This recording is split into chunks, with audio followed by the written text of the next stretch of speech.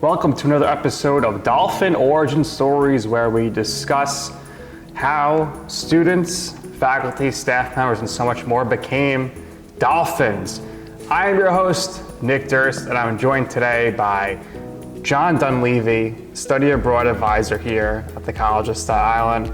And John, you're working here now, but you also were a student here. You graduated from here, so take us back to your decision to attend here and how you ended up picking your major and minor. Sure. So,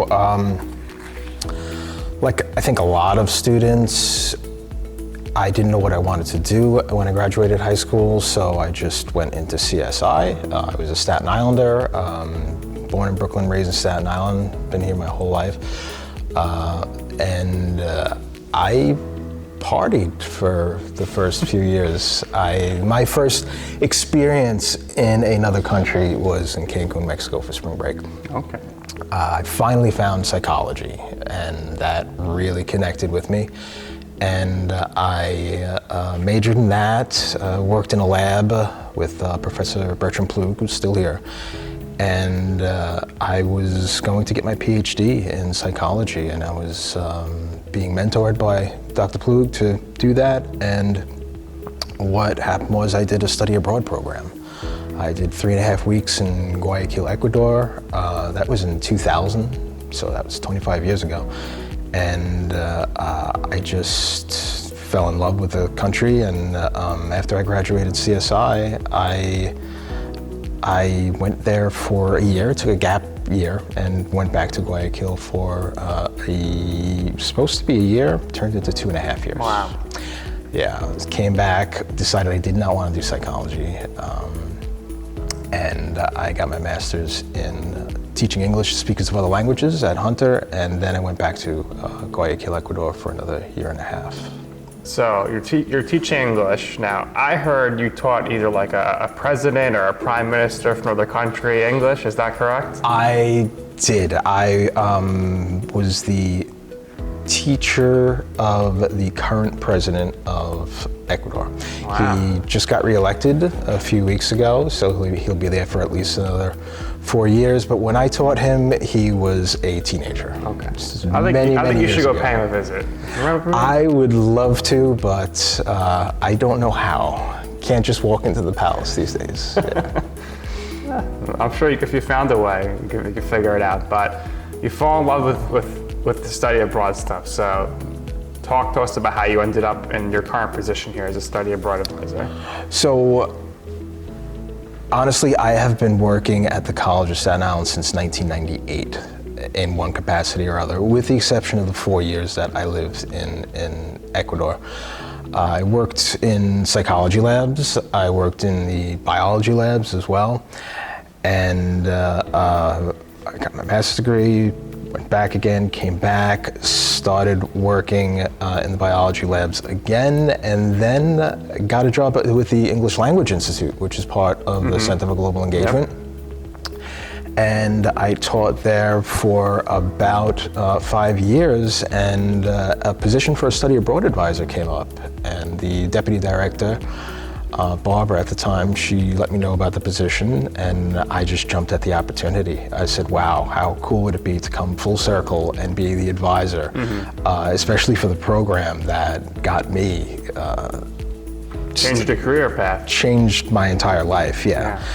And I got the position temporarily, but I learned everything there was to learn about the Italy programs, because that is by far our most popular destination. Yeah. And I figured if I can get the foot in the door that way, when they start doing the interviews, they'll know I have that experience. It worked. Yeah. And I've been a study abroad advisor for about 10 years now. Very nice. So you mentioned Italy, so give us some other popular destinations that you have partnerships with, and also how many of these places have you been to? Because if you're telling people to go these places, I'm sure you need to test that out for yourself. Absolutely. So in total, we have about 20 countries. Wow. We're trying to get a few more. Going to a conference in a few weeks, gonna try to see if I can get a connection in Ghana so we can finally have some sub-Saharan Africa countries. We have Morocco already.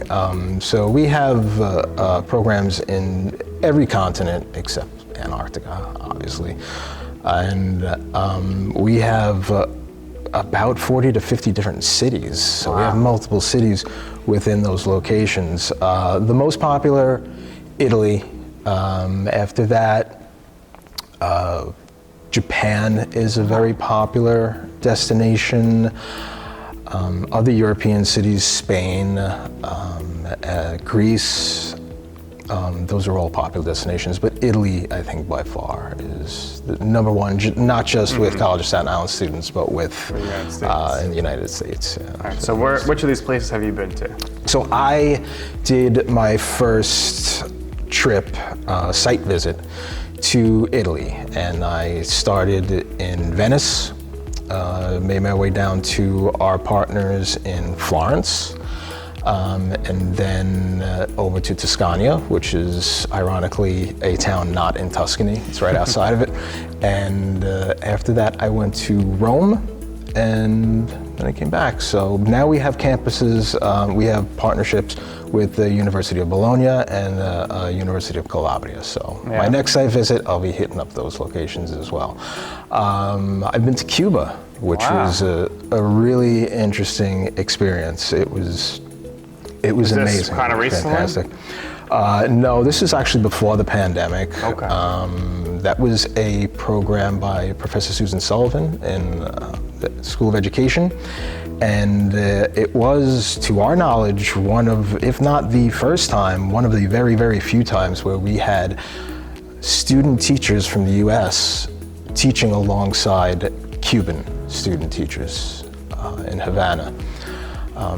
My next site visit, I actually got to go back to Ecuador.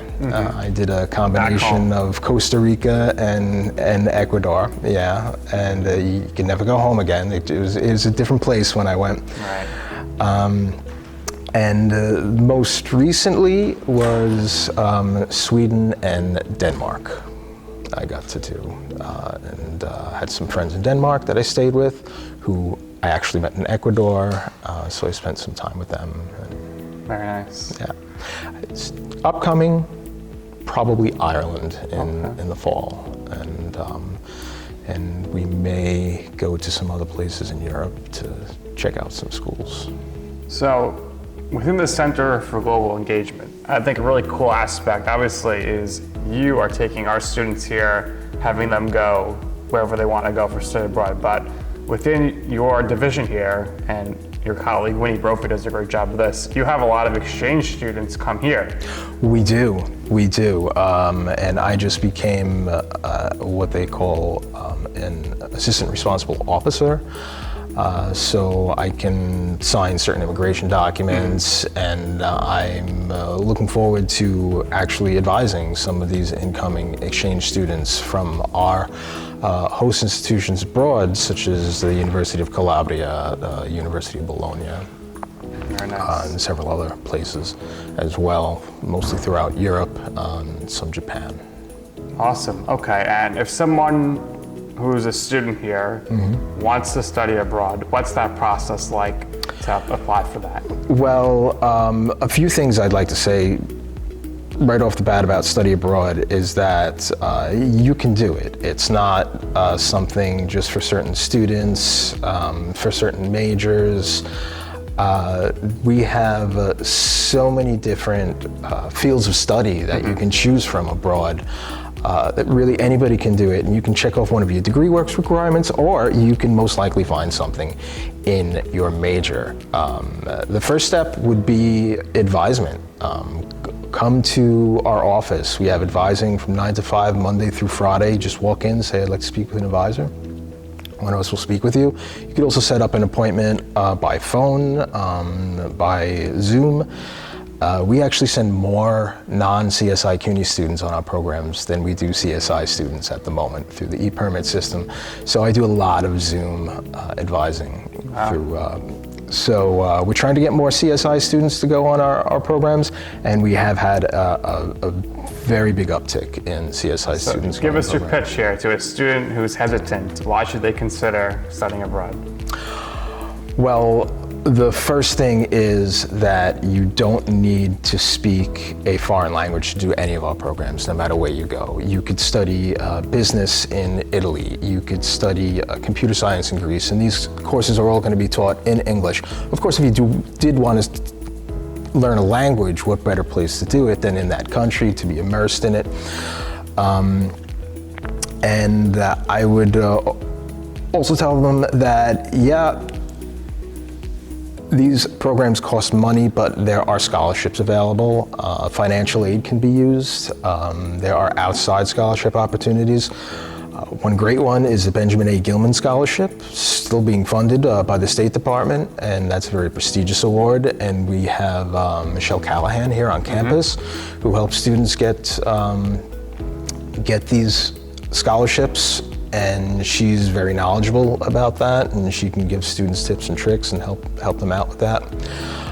And the experience, not only can it help you educationally, look good on a statement of purpose for a grad school application, but it's going to look great on a resume as well. So it's good for your professional development as well. But the most important is perhaps what it does for you personally. That was what was by far most important for me. To see my own culture from the outside in, it's humbling. And it gives you a lot of pride, too, in your own country. And to share your culture with other people is awesome. You find out that they think that you eat McDonald's every night of the week, but sometimes KFC.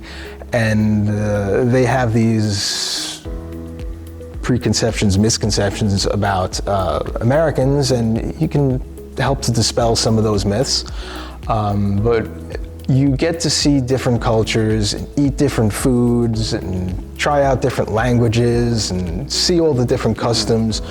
But what's just as amazing is what you have in common with these people.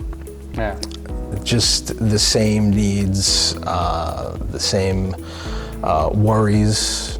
So you kind of bond with these people on that level. And to me, personally, that's diplomacy. You don't need to be a diplomat to engage in diplomacy. And as corny and utopian as the phrase world peace is, as long as our field and our students take advantage of these types of opportunities, and we help them to do it, we're pointing in that direction. As long as we're pointing in that direction and advancing in that direction, I think that can't do anything but make the world a better place. Well, John, this has been great. We thank you for your time. If you want to study abroad, you could find John around campus, email him, or go to his office in 2A on the second floor. So this is going to do it here for this episode of Dolphin Origin Stories. For John Dunleavy, I'm Nick Durst. Thank you for watching.